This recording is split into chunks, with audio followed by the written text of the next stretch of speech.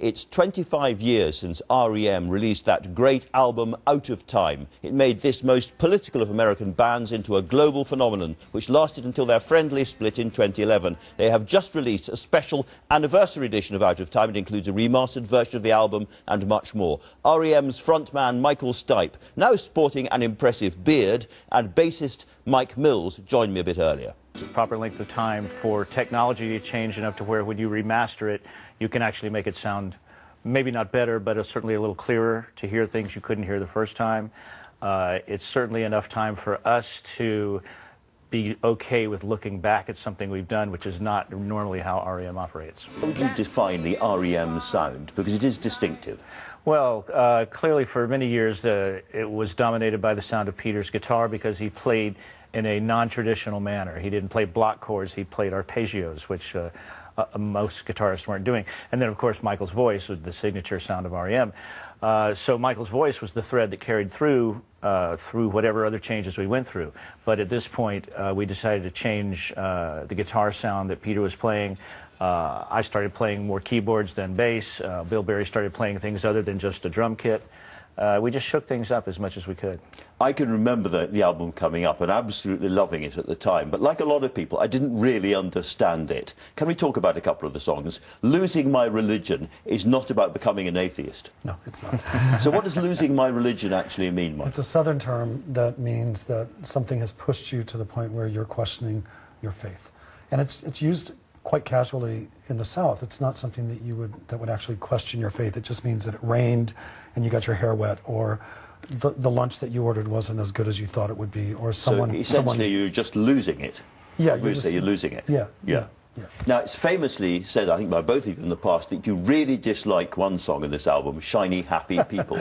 You really hate it. Very, very weird for people to have a hugely successful hit and then say, do you know what, we don't like that song. Why do you not like it? Hate is a very strong word. But it's a fruity pop song written for children. I mean, it just is what it is. If there was one song that was sent into outer space to represent R.E.M. for the rest of time, I would not want it to be Shiny Happy People.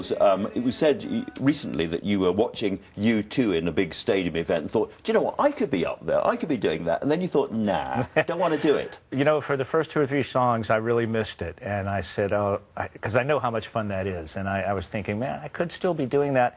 And after about 3 or 4 songs, I started thinking about, they've got another 6 months of this, and I get to go home and read a book and take a bath. And I realized that we broke up at the right time for the right reasons, and what little I missed of it was not nearly enough to overcome the thought of doing it again. Well, I must ask you, are you haunted by the albums that you haven't made over the last 5 years, the songs that you haven't written? Do you think we could have been doing this? I'm haunted by the albums that we did make. And, you know, in capping the band with our last day and the way that we made that announcement, I wanted to preserve the legacy of what we had created and spent 32 years of our lives working on. I did not want it to drag down into us in our mid-50s going on tour, becoming something other than what we were. And I think we did it the right way. You were always a political band. You always wanted your songs to have a meaning beyond purely the music, and that was the case with Out of Time. It was very much of the moment. Just tell us a little bit about the politics surrounding the album originally. Well, the moment itself. We were looking, if you look at all the things that were going on here and in the U.S. in 1990, 1991, it was the end of Reagan and Bush, the end of Thatcher. It was the end of AIDS as a death sentence. We were now discovering medicines that could keep people alive. There was change in the air. You could feel it. The U.S. was at war. But there was change happening. There was something happening. And I think as artists, as creative people, we instinctually were responding to that change and trying to address it in the way that we approached the making of this record.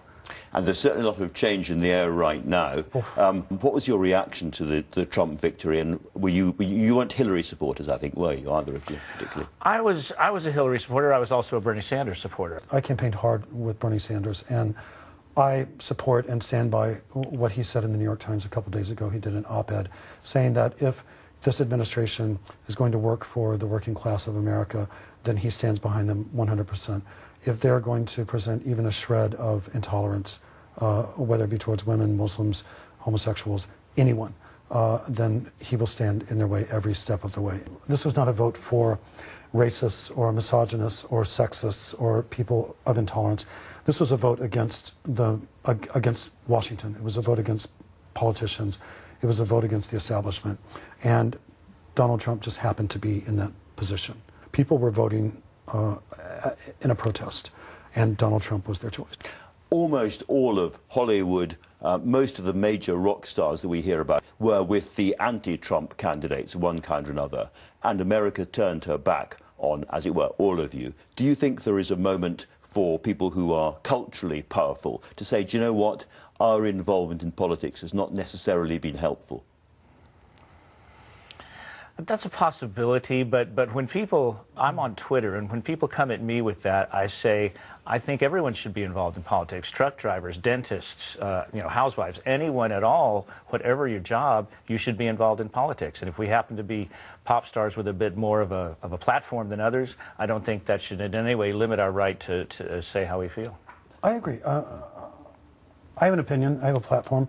I'm on TV. Truck drivers are not on TV talking to you about politics. If you disagree with my opinion, fine. If it makes you not want to listen to my music, fine. But I'm a person who, I'm an American, I'm a world citizen, I'm a New Yorker. I'm kind of, frankly, horrified by the past couple of weeks and the result of that. And so if I feel the need or the desire to express that opinion, I don't think anyone should tell me that I can't or I shouldn't. Michael Mills, Michael Stipe, it's been great talking to you. Thanks very much for joining us. It's a pleasure. Thank you.